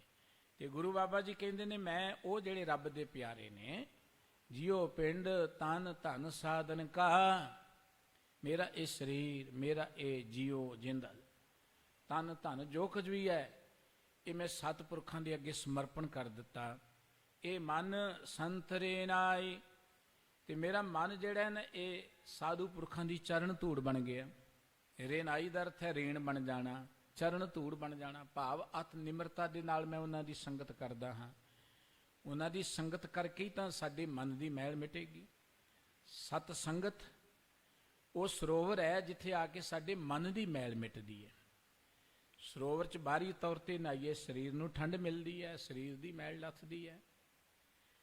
ਤੇ ਜੇ ਅਸੀਂ ਸੁਰਤ ਨੂੰ ਬਾਣੀ ਦੇ ਸਰੋਵਰ 'ਚ ਲੈ ਜਾਈਏ, ਸਤ ਸੰਗਤ ਨਾਲ ਇਕਾਗਰ ਹੋ ਕੇ, ਤੇ ਸਾਡੀ ਸੁਰਤ ਦੀ ਮੈਲ ਲੱਥਦੀ ਹੈ। ਗੁਰਬਾਣੀ ਕਹਿੰਦੀ ਜੋ ਸੰਤ ਸਰੋਵਰ ਨਹਾਵੈ ਸੋ ਜਨ ਪਰਮਗਤ ਪਾਵੈ। ਗੁਰੂ ਅਰਜਨ ਦੇਵ ਜੀ ਮਹਾਰਾਜ ਨੇ ਸਾਨੂੰ ਸਤ ਸੰਗਤ ਵਿੱਚ ਇਸ਼ਨਾਨ ਕਰਨ ਦੀ ਗੱਲ ਕੀ। ਮਾਘ ਮੱਜਨ ਸੰਗ ਸਾਧੂਆਂ ਧੂੜੀ ਕਰ ਇਸ਼ਨਾਨ। ਧੂੜੀ ਇਸ਼ਨਾਨ ਦਾ ਅਰਥ ਕਿ ਆਪਣੀ ਸੁਰਤ ਵਿੱਚ ਬਚਨਾਂ ਨੂੰ ਵਸਾ ਲੈਣਾ, ਅਤ ਨਿਮਰਤਾ ਦੇ ਨਾਲ ਬੈਠਣਾ। ਹੋਰ ਕੋਈ ਅਸੀਂ ਬਾਹਰਲੇ ਸਰੀਰ ਦਾ ਧੂੜੀ ਨਾਲ ਇਸ਼ਨਾਨ ਨਹੀਂ ਕਰਾਉਂਦੇ ਆਪਾਂ। ਇੱਥੇ ਧੂੜੀ ਦਾ ਅਰਥ ਇਹ ਹੈ ਕਿ ਉਹਨਾਂ ਦੇ ਜੋ ਬਚਨ ਨੇ ਉਹਨਾਂ ਨੂੰ ਆਪਣੀ ਸੁਰਤ 'ਚ ਵਸਾ ਲੈਣਾ, ਅਤ ਨਿਰਮਾਣ ਹੋ ਜਾਣਾ, ਮਿੱਟੀ ਵਾਂਗੂ ਅਤ ਨਿਰਮਾਣ ਹੋ ਜਾਣਾ। ਤੇ ਗੁਰੂ ਬਾਬਾ ਜੀ ਕਹਿੰਦੇ ਨੇ ਮੇਰਾ ਇਹ ਤਨ ਮਨ ਧਨ ਸਭ ਕੁਝ ਉਹਨਾਂ ਦੇ ਅੱਗੇ ਹੈ। ਹੁਣ ਸਤ ਸੰਗਤ ਦੀ ਵਡਿਆਈ ਕੀ ਹੈ? ਸਤ ਸੰਗਤ ਵਿੱਚ ਆਉਣ ਦੀ ਵਾਰ-ਵਾਰ ਸਤਿਗੁਰੂ ਜੀ ਨੇ ਪ੍ਰੇਰਣਾ ਕਿਉਂ ਕੀਤੀ ਹੈ? ਗੁਰੂ ਸਾਹਿਬ ਕਹਿੰਦੇ ਸੰਤ ਪ੍ਰਤਾਪ ਭਰਮ ਸਭ ਨਾਸੇ, ਕਿਉਂਕਿ ਜਦੋਂ ਸਤ ਸੰਗਤ ਵਿੱਚ ਆਏ ਤੇ ਗੁਰੂ ਦੀ ਰਹਿਮਤ ਸਦਕਾ, ਸਤ ਸੰਗਤ ਦੇ ਪ੍ਰਤਾਪ ਸਦਕਾ ਮੇਰੇ ਅੰਦਰੋਂ ਸਾਰੇ ਭਰਮ ਮਿਟ ਗਏ। ਪਰਮਾਤਮਾ ਤੇ ਸਰਵ ਵਿਆਪਕ ਹੈ, ਪਰ ਸਾਡੇ ਅੰਦਰ ਭਰਮ ਹੈ, ਅਸੀਂ ਅਗਿਆਨਤਾ 'ਚ ਹਾਂ।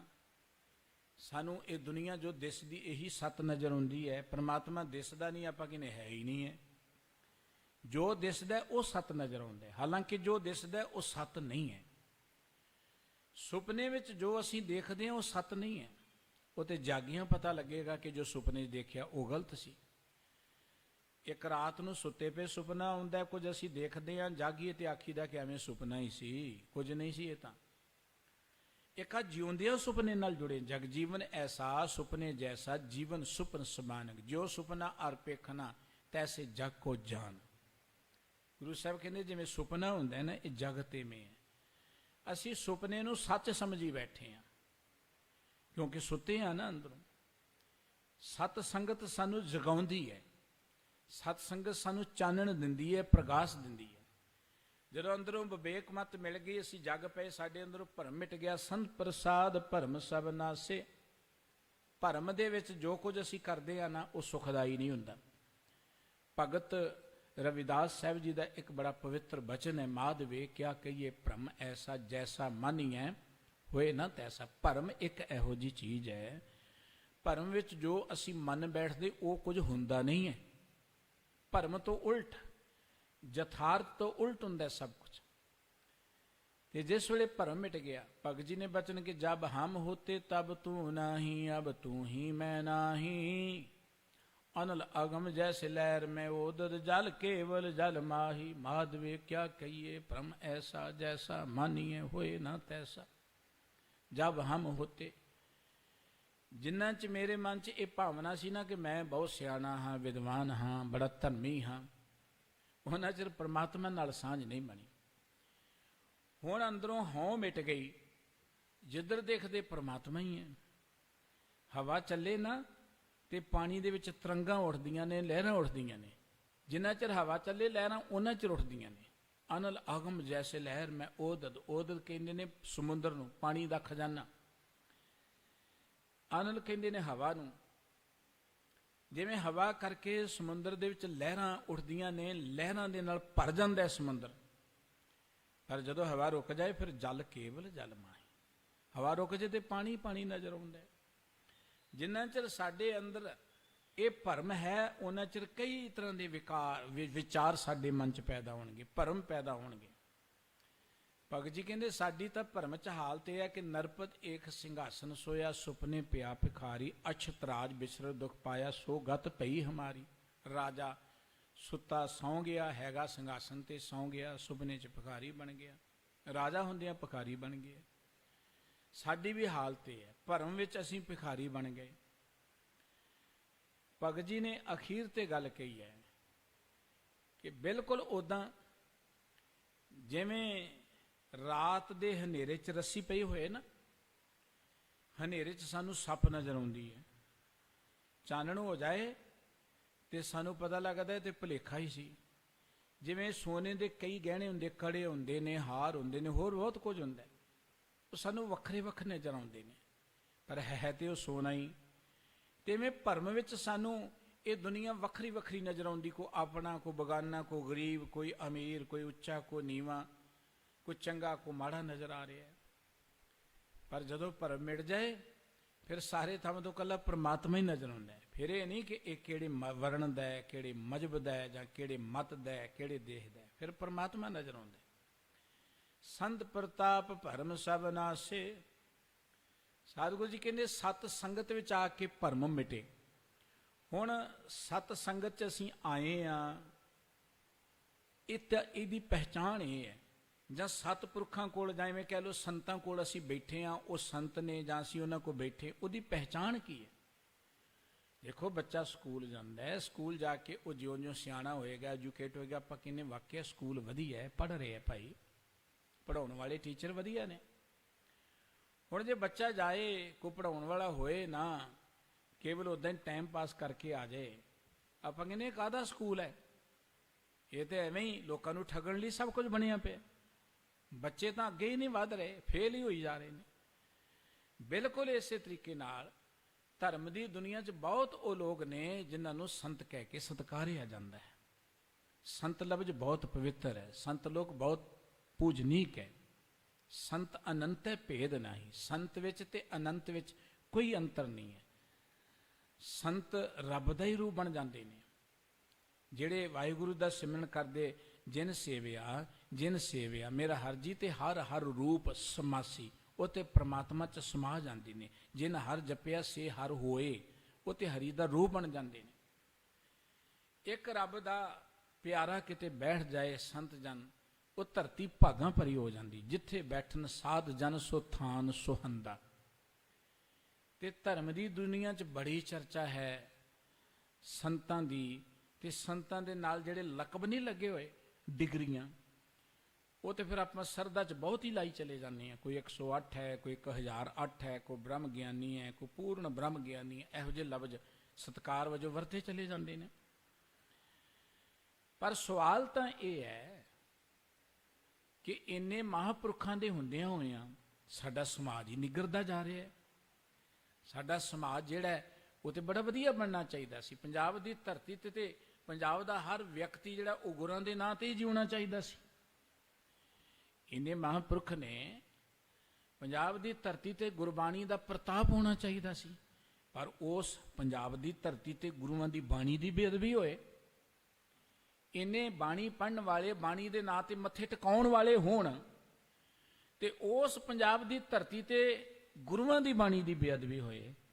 ਇੱਥੇ ਆ ਕੇ ਇੱਕ ਸ਼ੰਕਾ ਪੈਦਾ ਹੁੰਦਾ ਹੈ ਕਿ ਜਿਸ ਸੰਤ ਦੀ ਗੱਲ ਸਤਿਗੁਰੂ ਜੀ ਨੇ ਕੀਤੀ ਹੈ, ਉਹ ਲੱਭਣਾ ਬੜਾ ਦੁਰਲੱਭ ਹੈ। ਉਹ ਹੋਏ ਕਿਤੇ ਤੇ ਸਮਾਜ ਜਿਹੜਾ ਉੱਚਾ ਉੱਠ ਸਕਦਾ। ਕਿਉਂਕਿ ਗੁਰਬਾਣੀ ਇਹ ਗੱਲ ਕਹਿੰਦੀ, ਥੰਮੇ ਕੋਈ ਨਾ ਸਾਧ ਬਿਨ, ਸਾਧ ਨਾ ਦਿਸੈ ਜਗ ਵਿੱਚ ਕੋਆ। ਭਾਈ ਗੁਰਦਾਸ ਸਾਹਿਬ ਜੀ ਦੇ ਬਚਨ ਨੇ, ਥੰਮੇ ਕੋਈ ਨਾ ਸਾਧ ਬਿਨ, ਸਾਧ ਨਾ ਦਿਸੈ ਜਗ ਵਿੱਚ ਕੋਇਆ। ਸਾਧ ਜਿਹਨੇ ਆਪਣੇ ਆਪ ਨੂੰ ਸਾਧਿਆ ਹੋਵੇ, ਜਿਹੜਾ ਦੁਨੀਆ ਦੀ ਮੋਹ ਮਾਇਆ ਤੋਂ ਉੱਚਾ ਉੱਠ ਕੇ ਸਮ ਦ੍ਰਿਸ਼ਟੀ ਵਾਲਾ ਬਣ ਗਿਆ ਹੋਏ, ਨਿਰਭਉ ਤੇ ਨਿਰਵੈਰ ਬਣ ਗਿਆ ਹੋਏ, ਉਹ ਸਾਧ। ਸਾਧ ਨਾ ਦਿਸੇ ਜਗ ਵਿੱਚ ਕੋਆ। ਇਹ ਭਾਈ ਗੁਰਦਾਸ ਜੀ ਦੇ ਬਚਨ ਨੇ। ਸਤਿਗੁਰੂ ਜੀ ਕਹਿੰਦੇ, ਜਦੋਂ ਸਤ ਸੰਗਤ ਮਿਲ ਜਾਏ ਇਹੋ ਜਿਹੇ ਸਾਧੂ ਪੁਰਖ ਦੀ, ਫਿਰ ਸੰਤ ਪ੍ਰਤਾਪ ਭਰਮ ਸਭ ਨਾਸੇ। ਸੰਤਾਂ ਦਾ ਪ੍ਰਤਾਪ ਹੁੰਦਾ ਹੈ ਕਿ ਉਹਨਾਂ ਦੀ ਸੰਗਤ ਵਿੱਚ ਜਾ ਕੇ ਸਭ ਭਰਮ ਮਿਟ ਜਾਂਦੇ ਨੇ, ਅਗਿਆਨਤਾ ਮਿਟ ਜਾਂਦੀ ਹੈ। ਸੰਤ ਤਾਂ ਇੱਕੇ ਕੰਮ ਲਈ ਧਰਤੀ ਤੇ ਆਉਂਦੇ ਨੇ ਕਿ ਉਹ ਲੋਕਾਂ ਨੂੰ ਪ੍ਰਮਾਤਮਾ ਦੇ ਪਿਆਰ ਜੋੜਦੇ ਨੇ। ਉਹ ਪ੍ਰਮਾਤਮਾ ਦੇ ਪ੍ਰਚਾਰਕ ਨੇ ਕਹਿ ਲਓ। ਉਹ ਲੋਕਾਂ ਨੂੰ ਪ੍ਰਮਾਤਮਾ ਦਾ ਗਿਆਨ ਦਿੰਦੇ ਨੇ, ਪ੍ਰਮਾਤਮਾ ਦੇ ਉਹ ਨੁਮਾਇੰਦੇ ਬਣ ਕੇ ਵਿਚਰਦੇ ਨੇ। ਸੰਤ ਦਾ ਸੁਭਾਅ ਹੀ ਪ੍ਰਮਾਤਮਾ ਵਰਗਾ ਹੁੰਦਾ ਹੈ। ਪ੍ਰਮਾਤਮਾ ਸਮਦ੍ਰਿਸ਼ਟੀ ਵਰਦਾ ਹੈ, ਸੰਤ ਵੀ ਸਮਦ੍ਰਿਸ਼ਟੀ ਵਾਲਾ ਬਣ ਜਾਂਦਾ ਹੈ। ਪ੍ਰਮਾਤਮਾ ਨਿਰਵੈਰ ਹੁੰਦਾ ਹੈ, ਸੰਤ ਵੀ ਨਿਰਵੈਰ ਹੋ ਜਾਂਦਾ ਹੈ। ਪ੍ਰਮਾਤਮਾ ਨਿਰਭਉ ਹੋ ਜਾਂਦਾ ਹੈ, ਸੰਤ ਵੀ ਨਿਰਭਉ ਹੋ ਜਾਂਦਾ ਹੈ। ਸੰਤ ਇਹ ਨਹੀਂ ਕਿ ਹੁਣ ਰੌਲਾ ਰੱਪਾ ਤੇ ਚੁੱਪ ਕਰਕੇ ਬੈਠ ਜਾਓ ਜੀ, ਆਪਾਂ ਕੀ ਲੈਣਾ। ਸੰਤ ਤੇ ਉਹ ਹੈ ਨਾ ਜਿਹੜਾ ਸੱਚ ਦੀ ਖਾਤਰ ਡਟ ਜਾਏ, ਗਰੀਬਾਂ ਦੀ ਖਾਤਰ ਜੜ ਜੇ। ਸੰਤ ਸਨ ਬਾਬਾ ਕਬੀਰ ਸਾਹਿਬ ਜੀ, ਭਗਤ ਰਵਿਦਾਸ ਸਾਹਿਬ ਜੀ, ਨਾਮਦੇਵ ਸਾਹਿਬ ਜੀ, ਜਿਨ੍ਹਾਂ ਨੇ ਗਰੀਬਾਂ ਦੀ ਖਾਤਰ ਆਪਣੇ ਪਿੰਡੇ ਤੇ ਦੁੱਖ ਹੰਢਾਇਆ। ਦੇਖੋ, ਇਹਨਾਂ ਨੇ ਕੋਈ ਆਪਣੀ ਜਾਇਦਾਦ ਲਈ ਸੰਘਰਸ਼ ਨਹੀਂ ਕੀਤਾ, ਇਹਨਾਂ ਕੋ ਆਪਣੇ ਰਾਜ ਭਾਗ ਲਈ ਸੰਘਰਸ਼ ਨਹੀਂ ਕੀਤਾ। ਇਹਨਾਂ ਦਾ ਤੇ ਇੱਕੋ ਹੀ ਇੱਕ ਸੰਘਰਸ਼ ਸੀ ਕਿ ਸਮੁੱਚੀ ਮਾਨਵਤਾ ਬਰਾਬਰ ਹੈ। ਔਰ ਕਿੰਨੇ ਇਨਕਲਾਬੀ ਬਚਨ ਨੇ, ਭਗਤ ਜਨਾਂ ਦੇ ਜੋ ਤੂੰ ਬ੍ਰਾਹਮਣ ਬ੍ਰਾਹਮਣੀ ਜਾਇਆ ਤੂੰ ਆਨ ਬਾਤ ਕਾਹੇ ਨਹੀਂ ਆਇਆ। ਇੰਨੀ ਜੁਰਤ ਤਾਂ ਕਿਸੇ ਸੰਤ ਵਿੱਚ ਹੀ ਹੋ ਸਕਦੀ ਹੈ ਨਾ, ਕਿ ਜੇ ਤੂੰ ਬ੍ਰਾਹਮਣ ਹੈ ਤੇ ਤੂੰ ਕਿਹੜਾ ਆਕਾਸ਼ ਤੋਂ ਡਿੱਗਿਆ, ਤੂੰ ਵੀ ਤੇ ਸਾਡੇ ਵਾਂਗੂ ਮਾਤਾ ਪਿਤਾ ਦੇ ਰਾਹੀਂ ਇਸ ਧਰਤੀ ਤੇ ਆਇਆ। ਜੋ ਤੂੰ ਬ੍ਰਾਹਮਣ ਬ੍ਰਾਹਮਣੀ ਜਾਇਆ ਤੂੰ ਆਨ ਬਾਤ ਕਾਹੇ ਨਹੀਂ ਆਇਆ। ਤੁਮ ਕਤ ਬ੍ਰਾਹਮਣ ਹਮ ਕਤ ਸੂਦ, ਹਮ ਕਤ ਲੋਹੂ ਤੁਮ ਕਤ ਦੁੱਧ। ਤੇਰੇ 'ਚ ਦੁੱਧ ਭਰਿਆ, ਜਿਹੜਾ ਸਾਨੂੰ ਤੂੰ ਸੂਦਰ ਕਹਿਣਾ ਹੈ, ਤੇਰੇ 'ਚ ਦੁੱਧ ਹੈ, ਜਿਹੜਾ ਸਾਡੇ 'ਚ ਖੂਨ ਹੈ, ਸਾਨੂੰ ਸੂਦਰ ਕਹਿਣਾ ਹੈ। ਇਹ ਜੁਰਤਾਂ ਇੱਕ ਸੰਤ ਕਰ ਸਕਦਾ। ਸੰਤ ਜਿਹੜੇ ਸੂਰਬੀਰ ਬਚਨ ਕੇ ਬਲੀ, ਕੌਲਾ ਬਪਰੀ ਸੰਤੀ ਛਲੀ। ਸੰਤ ਬਚਨਾਂ ਦੇ ਯੋਧੇ ਹੁੰਦੇ ਨੇ, ਸੂਰਬੀਰ ਹੁੰਦੇ ਨੇ। ਉਹ ਇਹ ਨਹੀਂ ਕਿ ਕਿਸੇ ਏਜੰਸੀ ਨੇ ਵੱਡਾ ਗੱਫਾ ਦੇ ਦਿੱਤਾ ਤੇ ਉਹ ਕੌਮ ਨੂੰ ਗੁੰਮਰਾਹ ਹੀ ਕਰਨ ਲੱਗ ਜੇ। ਅੱਜ ਬਹੁਤੇ ਉਹ ਨੇ ਜਿਹੜੇ ਏਜੰਸੀਆਂ ਦੇ ਇਸ਼ਾਰੇ ਤੇ ਸੰਤ ਬਣੇ ਬੈਠੇ ਨੇ, ਕੌਮ ਦਾ ਸਤਿਆਨਾਸ਼ ਕਰਨ ਲਈ ਬੈਠੇ ਨੇ।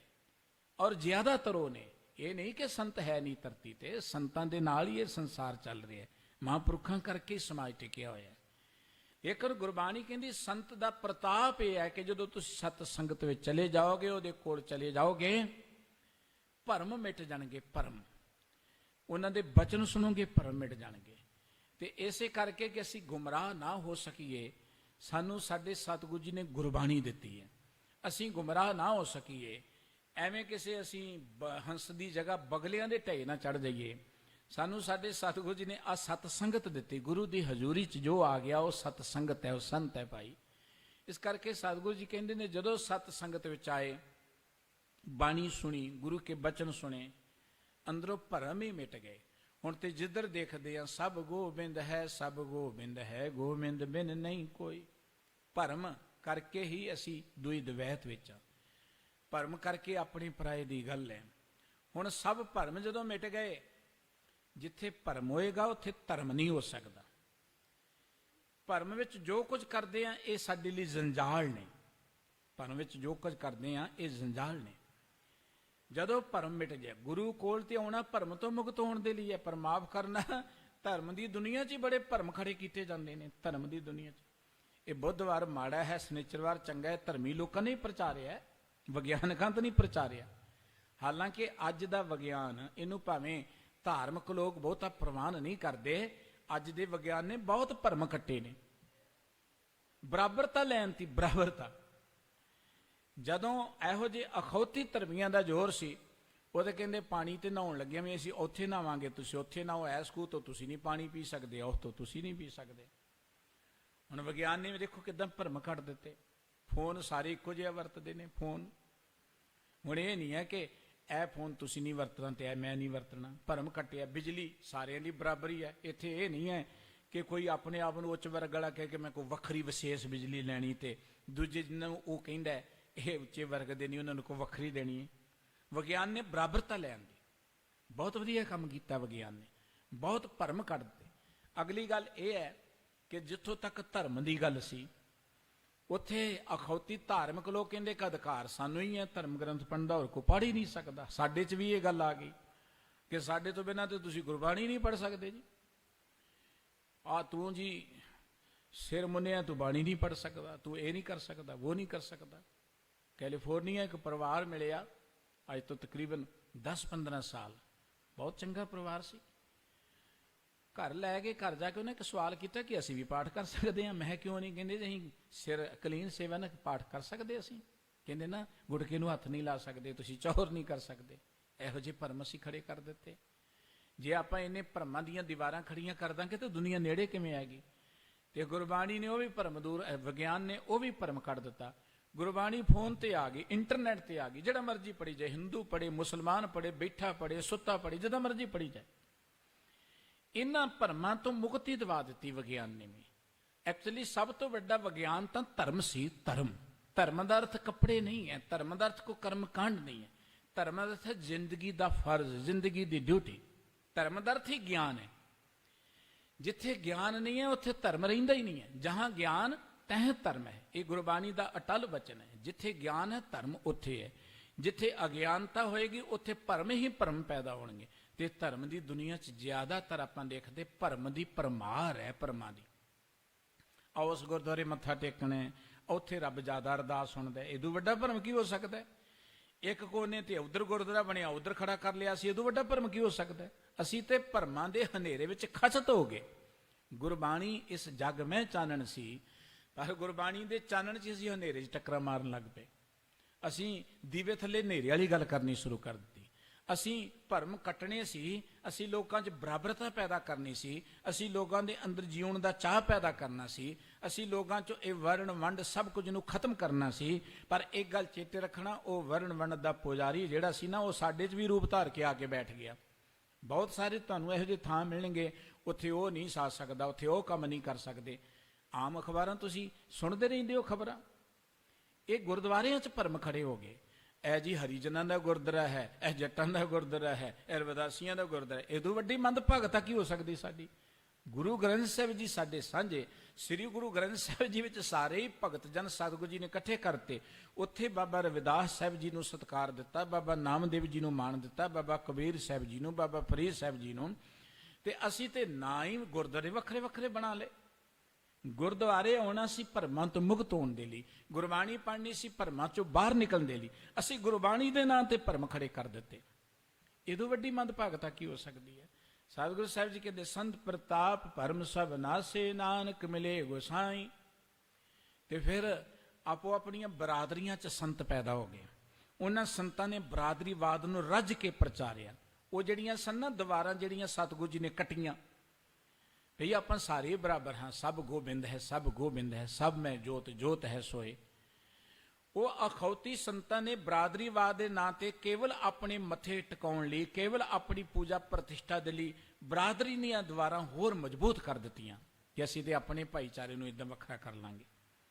ਇਹਦੋਂ ਵੱਡੀ ਮੰਦਭਾਗਤਾ ਕੀ ਹੋ ਸਕਦੀ ਹੈ?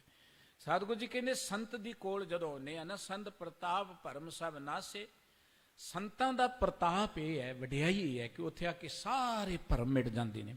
ਆਪਣੀ ਪਰਾਏ ਦੀ ਗੱਲ ਖਤਮ ਹੋ ਜਾਂਦੀ ਹੈ, ਵਰਣ ਵੰਡ ਦੀ ਗੱਲ ਖਤਮ ਹੋ ਜਾਂਦੀ ਹੈ, ਜਾਤ ਪਾਤ ਦੀ ਗੱਲ ਖਤਮ ਹੋ ਜਾਂਦੀ ਹੈ, ਗਰੀਬ ਅਮੀਰ ਦੀ ਪਾੜਾ ਦੂਰ ਹੋ ਜਾਂਦਾ ਹੈ।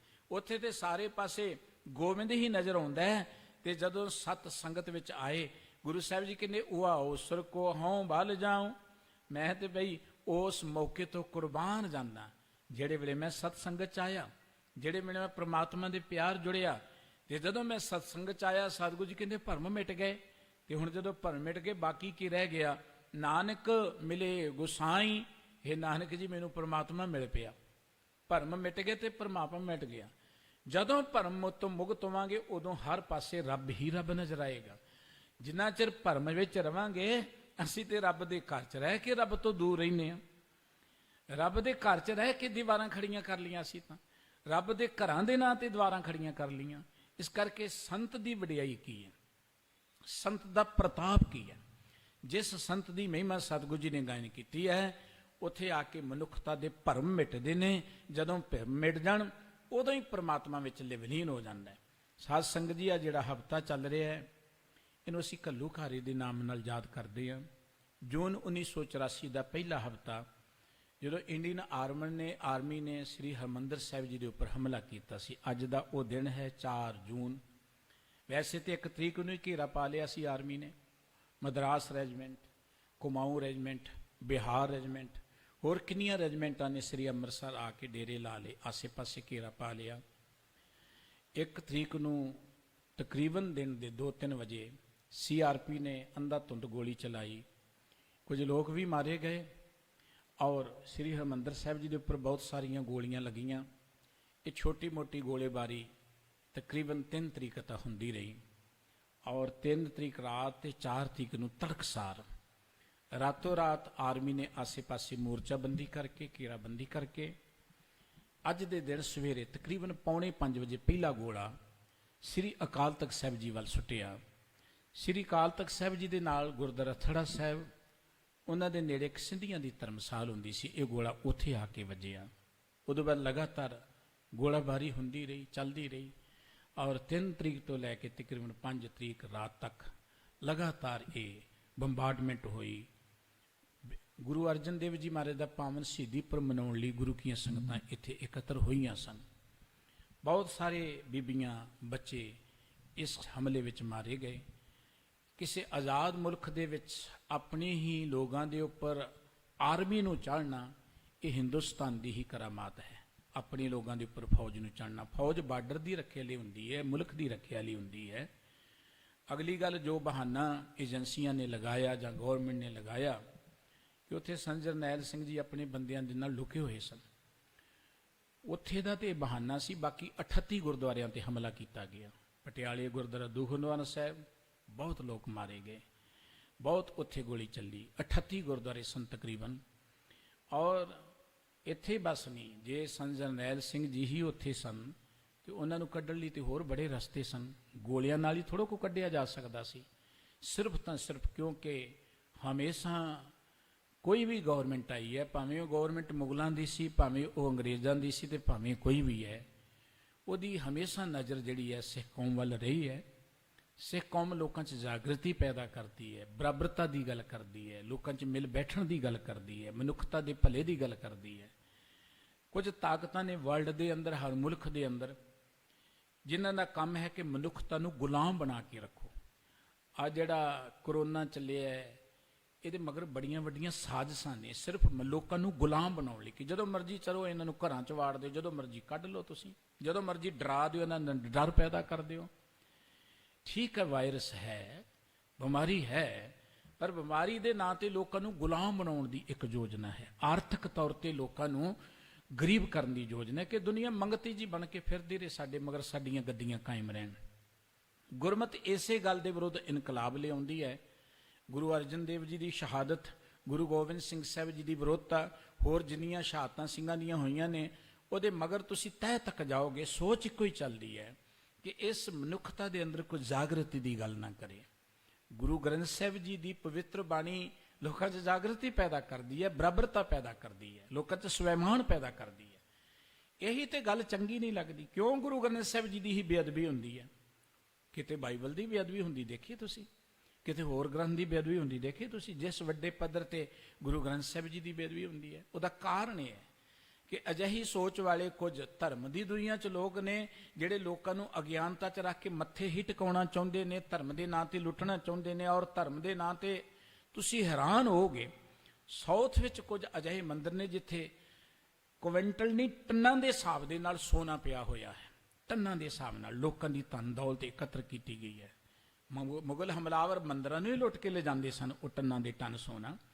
वो सिर्फ इस करके दुनिया अज्ञानता च मत्थे टेकी जाए, धन दौलत आई जाए। ये जागरूक नहीं होनी चाहिए मनुखता।